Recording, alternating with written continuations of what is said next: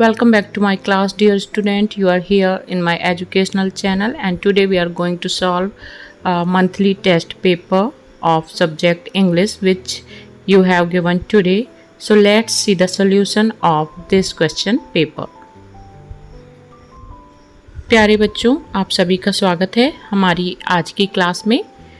आज हम सॉल्व करेंगे मंथली टेस्ट पेपर जो कि आज आपने दिया होगा। तो इस वीडियो में मैं इस टेस्ट पेपर के सॉल्यूशन आपको बताने वाली हूँ। आप अपने आंसर से इसको मैच कर सकते हैं और आगे की प्रिपरेशन के लिए इसको तैयार कर सकते हैं। ये क्वेश्चन पेपर 1 आवर के लिए था और मैक्सिमम मार्क्स 20 थे इसके। इसमें जो फर्स्ट क्वेश्चन दिया हुआ है यह एक्सट्रैक्ट फ्रॉम प्रोज है जो कि आपके lesson 1 a letter to God से लिया गया है। इस पैसेज को पढ़ के आपको नीचे दिए गए क्वेश्चंस के आंसर्स देने थे। So let's see the questions. First question is given, what did Lencho think about all through the night.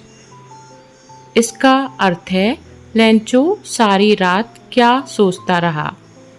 And the right answer is the help of God. आप इस पैसेज की फर्स्ट लाइन को पढ़ेंगे तो ये answer आपको मिल जाएगा। All through the night Lencho thought only of his one hope, the help of God.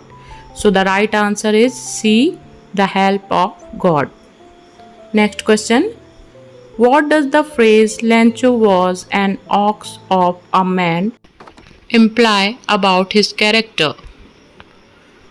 Means वाक्यांश लेंचो एक बैल जैसा आदमी था, यह उसके चरित्र के बारे में क्या दर्शाता है। So options are given here. He was very strong and hard working. He was stubborn and unyielding. He was gentle and kind, and he was slow and lazy. So the right answer is he was very strong and hard working. वह बहुत ही मजबूत और परिश्रमी था। Here question number 2. Answer the following question in about 30 words any 3. यहाँ पे जो questions दिए हुए हैं इनमें से किन्हीं 3 प्रश्नों के उत्तर आपको लिखने हैं। तो चलिए देखते हैं क्वेश्चंस को। What was Lencho's reaction upon receiving the money? Lencho की धन या मनी प्राप्त करने के पश्चात क्या प्रतिक्रिया थी।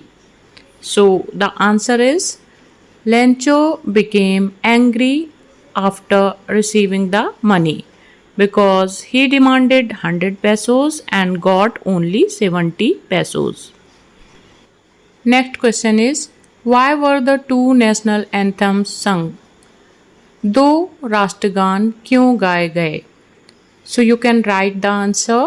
The 2 national anthems were sung to show the equality between the black and white communities of South Africa.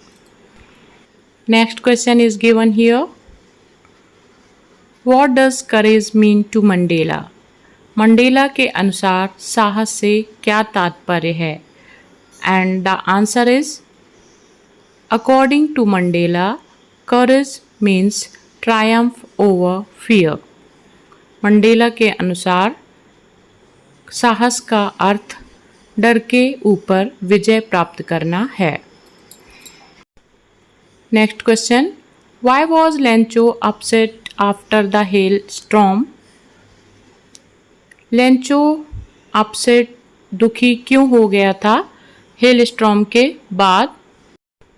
So you can write the answer.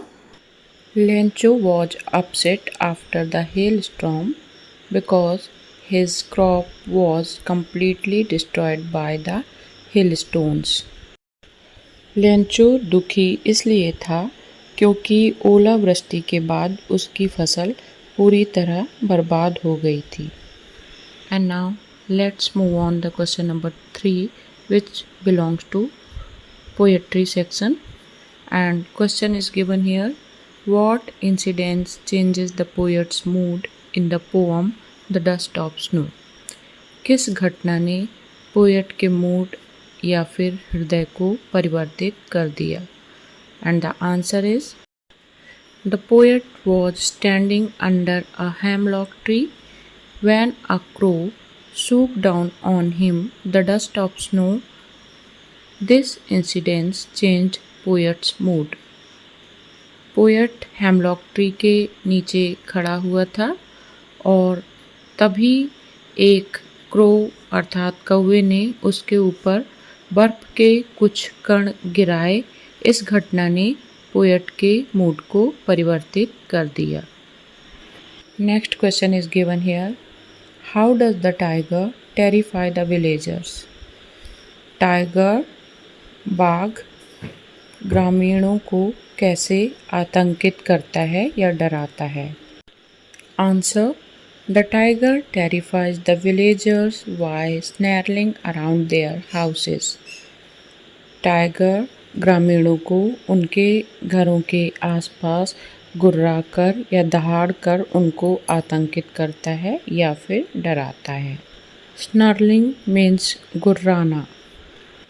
Next question, what do fire and ice stand for in the poem fire and ice? Fire and ice poem में fire and ice किस चीज़ का प्रतीक है?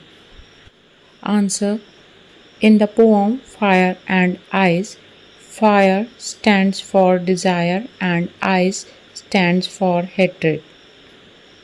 Poem fire and ice में fire शब्द का उपयोग डिज़ायर के लिए और आइज वर्ड का यूज़ हेट्रेड मीन्स घृणा को प्रदर्शित करने के लिए किया गया है।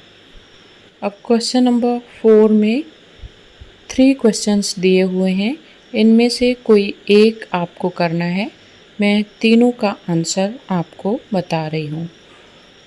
Why was Dr. Harriet worried about Tricky?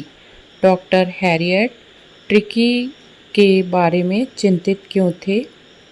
Answer, doctor Harriet was worried about Tricky because he was listless and refused to do anything. Doctor Harriet tricky को लेकर चिंतित इसलिए थे क्योंकि वह लिस्टलेस मीन्स उदासीन हो गया था और कुछ भी करना नहीं चाहता था। क्वेश्चन नंबर 4 का नेक्स्ट क्वेश्चन है, what does the thief get from Anil in return for his work? Thief Anil से अपने काम के बदले में क्या प्राप्त करता था? Answer, in return of his work Hari Singh the thief got food and place to live and the most important of all is the knowledge of reading and writing. अपने काम के बदले में हरी सिंह जो चोर था वह अनिल से खाना, रहने के लिए स्थान और इन सबसे महत्वपूर्ण लिखने और पढ़ने का ज्ञान प्राप्त किया था। Next question is, why was doctor Harriet confident that tricky will be in hospital soon? So you can write the answer. After seeing ट्रिकीज poor condition, doctor Harriet was confident that he would soon be in the hospital. Tricky की बुरी हालत देखकर doctor Harriet को इस बात का विश्वास हो गया था कि वह बहुत ही जल्द हॉस्पिटल में होगा। क्वेश्चन नंबर 5 में फिल इन द ब्लैंक्स दिए हुए हैं, मीन्स आपको दिए हुए ऑप्शन में से करेक्ट ऑप्शन को खाली स्थान पर भरना है। So look at the first sentence, would you like blank coffee? और ऑप्शन में है सम, एनी एंड मैनी। तो एनी का उपयोग हम ज़्यादातर नेगेटिव सेंटेंसेस में करते हैं और इसका हिंदी अर्थ भी कोई होता है तो इसको हम नहीं यूज़ कर सकते। और मैनी का अर्थ होता है कई, तो कई कॉफ़ी गलत होगा, इसलिए हम यहाँ पे यूज़ करेंगे some. Would you like some coffee?